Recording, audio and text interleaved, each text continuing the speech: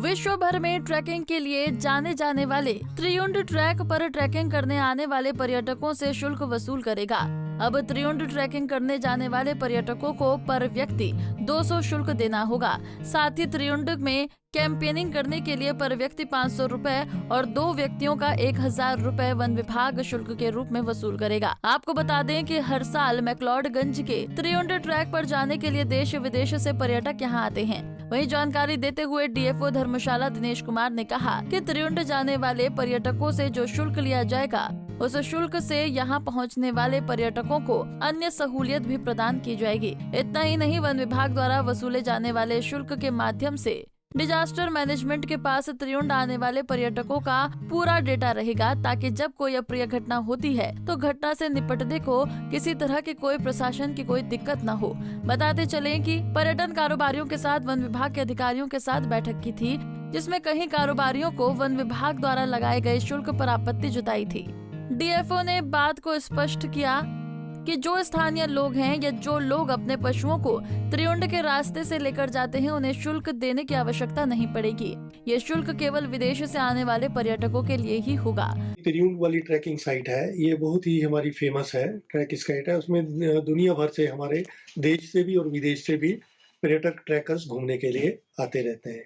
इसमें माननीय न्यायालय के आदेशानुसार इसको रेगुलेट करने की आवश्यकता जो है हमें है, तो इसके लिए हमने हमारी जो हिमाचल प्रदेश की revised policy on eco tourism है, जिसमें सर्कल लेवल सोसाइटी के चेयरमैन वर्दी सीसीएफ टेरिटोरियल धर्मशाला हैं, उनकी अध्यक्षता में एक हाल ही में मीटिंग संपन्न हुई, जिसमें हमारे स्थानीय स्टेक होल्डर, जिनमें hotel association, trekkers association, adventure tourism से जो एसोसिएशन से संबंधित लोग हैं, वह स्थानीय स्टेक होल्डर भी उपस्थित रहे।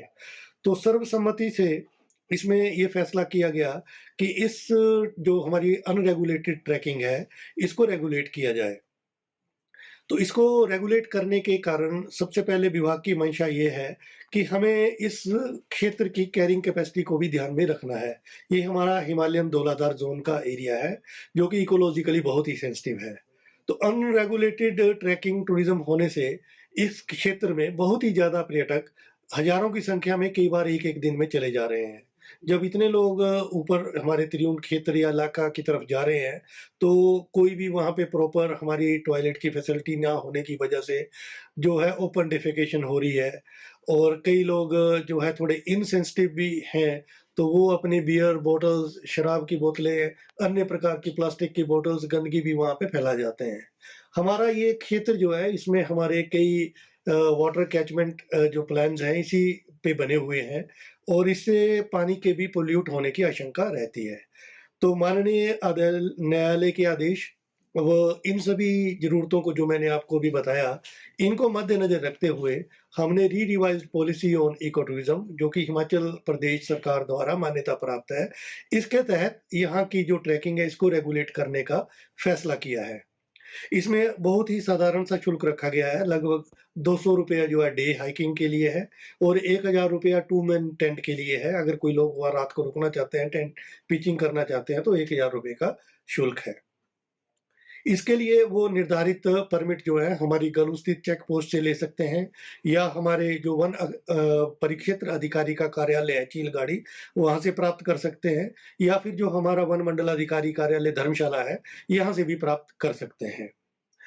अब इसमें कुछ एक मुझे लोगों के द्वारा फ़ोन पे भी ये आशंका प्रकट की गई, क्या इसमें जो स्थानीय लोग हैं, जिनके हक-हकूक हैं, जो ग्रेज़िंग के लिए या मंदिर में दर्शन करने के लिए ऊपर जाते हैं, क्या उनसे भी शुल्क लिया जाएगा? तो इस चैनल के माध्यम से मैं ये उनको क्लैरिफ़ाई करना चाहता हूँ, स्थानीय लोगों को घबराने की कोई ज़रूरत नहीं है। जो लोग अपने दैनिक ज़रूरतों को पूरा करने के लिए वहाँ जाते हैं, या अपने पशुओं को चराने के लिए जाते हैं, या मंदिर में दर्शन करने के लिए जाते हैं स्थानीय लोग, उनके लिए किसी तरह का ये शुल्क कोई नहीं लगेगा। ये सिर्फ़ टूरिज़्म एक्टिविटीज़ को रेगुलेट करने के लिए शुल्क लगाया गया है। तो कोई भी जो ट्रैकिंग के उद्देश्य से वहाँ जा रहे हैं, घूमने-फिरने के उद्देश्य से जा रहे हैं पर्यटक, ये सिर्फ़ उन्हीं के लिए ही शुल्क है। अब दूसरा इसमें सबसे बड़ी बात ये भी समझ आई कि अगर हम ये शुल्क निर्धारित जो किया है, ये देंगे, तो हमें पता होगा कि किसी पर्टिकुलर दिन में कितने लोग गए हैं। ये सूचना हम डिस्ट्रिक्ट डिजास्टर मैनेजमेंट अथॉरिटी के साथ भी साझा करेंगे, ताकि कोई भी मिसहैप होने की जब कभी आशंका हो जाती है या हो जाती है, तो जो हमारी डिस्ट्रिक्ट डिजास्टर मैनेजमेंट अथॉरिटी है, उनके पास भी सूचना समय पर पहुँच सके कि आज की डेट में कितने लोग ऊपर गए हुए हैं, तो उनके एड्रेस क्या हैं। तो थोड़ी-सी जानकारी हम उनके तक भी पहुँचाएँगे, जो रेस्क्यू ऑपरेशन के लिए भी बहुत ही मददगार होगी। जब भी हम चार्जेज़ लेते हैं, तो ये हमारी रिस्पॉन्सिबिलिटी हो जाती है कि हम उनको टूरिस्ट को भी कुछ न कुछ सहायता प्रदान करें। तो इसमें हिमाचल प्रदेश की जो revised policy on eco tourism है, इसमें ये निर्धारित व्यवस्था की गई है कि जो भी शुल्क इससे एकत्रित होता है, उसका 20% गवर्नमेंट रेवेन्यू में जाता है, जिसको कोई सरकार हमारे हॉस्पिटल्स में, रोड्स में, टॉयलेट्स में, जहाँ भी सरकारी हमें सुविधा मिलती है, उसमें सरकार अपने हिसाब से खर्च करती है। बाकी का जो शुल्क है 20% वो हमारी जो शिमला स्थित इको टूरिज्म सोसाइटी है उसमें जाता है। जो सोसाइटी हिमाचल में जहाँ भी हमारी इको टूरिज्म की साइट्स जहाँ भी कोई डेवलपमेंट होनी है, वहाँ पे वो अपने एपीओ के माध्यम से उसको वितरित करती है, जो स्टेट की डेवलपमेंट में ही काम आता है। रिमेनिंग जो 60% होता है, वो जिस सर्कल की कलेक्शन होती है, उसी वन वृत्त में वापिस आता है। तो उस वन वृत्त में पड़ने वाले जितने भी हमारे वन मंडल रहते हैं, डिविजन्स रहते हैं, उनके जो अप्रूव्ड प्लान्स रहते हैं इको टूरिज्म डेवलपमेंट करने के, जैसे हमारे पास सतोबरी में बहुत अच्छी इको टूरिज्म की फैसिलिटी है, जिसमें ट्री हट है और टेंट्स हैं। उनमें सुविधाएँ देने के लिए, उनके रख-रखाव करने के लिए, और जैसे हमारे पास बनोई में एक नेचर पार्क है, इस तरीके की एक्टिविटीज़ में वो बाकी का जो 60% है, वो स्टेट में टूरिज़्म से संबंधित गतिविधियों को बढ़ावा देने के लिए ही खर्च किया जाता है। हाँ, उनकी जो माँग है, वो हमारी जब भी अगली मीटिंग होगी, हमारी सर्कल लेवल की, जिसमें वर्दी सीसीएफ टेरिटोरियल धर्मशाला चेयरमैन है, जब भी उनकी अध्यक्षता में मीटिंग होगी, जिसमें स्थानीय स्टेक होल्डर्स जैसे ट्रैकिंग एसोसिएशन, ऑक्लरी एसोसिएशन या एडवेंचर टूरिज़्म जो ऑपरेट करते हैं, ट्रैकिंग ऑपरेटर्स जो हैं, उनकी जो भी डिमांड्स होंगी, वो उस मीटिंग में उन्हीं स्टेक होल्डर्स की प्रेज़ेंस में वहाँ पे उन पे चर्चा की जाएगी, और जो भी जेन्युइन उनकी माँगें होंगी, उनको मैं आश्वासन देता हूँ कि वो माना जाएगा। जब भी किसी तरीके को किया टूरिज़्म हम रेगुलेट करते हैं, तो उसमें एक साधारण सा शुल्क लगाया जाना इस प्रक्रिया का ही एक हिस्सा है। तो जितना हम इसमें छोटा-सा शुल्क लेके लोगों को सुविधा देंगे, तो उससे ज़्यादा टूरिस्ट आकर्षित होंगे। ये मतलब उनको टूरिस्ट को डेटरेंट का काम नहीं करेगा, बल्कि और ज़्यादा टूरिस्ट इस एरिया में रेगुलेट होने पे जो अपने आप को सेफ महसूस करेंगे, उनको टॉयलेट की, पीने के पानी की इत्यादि अन्य सुविधाएँ जब मिलेंगी, रास्ता ट्रैक हम अच्छे से मेंटेन कर पाएँगे, तो इससे टूरिज़्म को और बढ़ावा मिलेगा। तो इस आपके सभी चैनल्स के माध्यम से मेरा स्थानीय जितने भी हमारे टूर ऑपरेटर्स हैं, ट्रैकिंग ऑपरेटर्स हैं, होटल एसोसिएशंस हैं, एडवेंचर टूरिज़्म ऑपरेटर्स हैं, वो स्थानीय जनता है, सभी से मैं आग्रह करूँगा कि इस अनरेगुलेटेड एक्टिविटी को रेगुलेट करने में वन विभाग की मदद करें, ताकि हम पर्यटकों को ज़्यादा से ज़्यादा सुविधा दे पाएँ और इस क्षेत्र की इकोलॉजी, पर्यावरण को भी सुरक्षित रख पाएँ, ताकि लोग वहाँ पे गंदगी ना फैला पाएँ।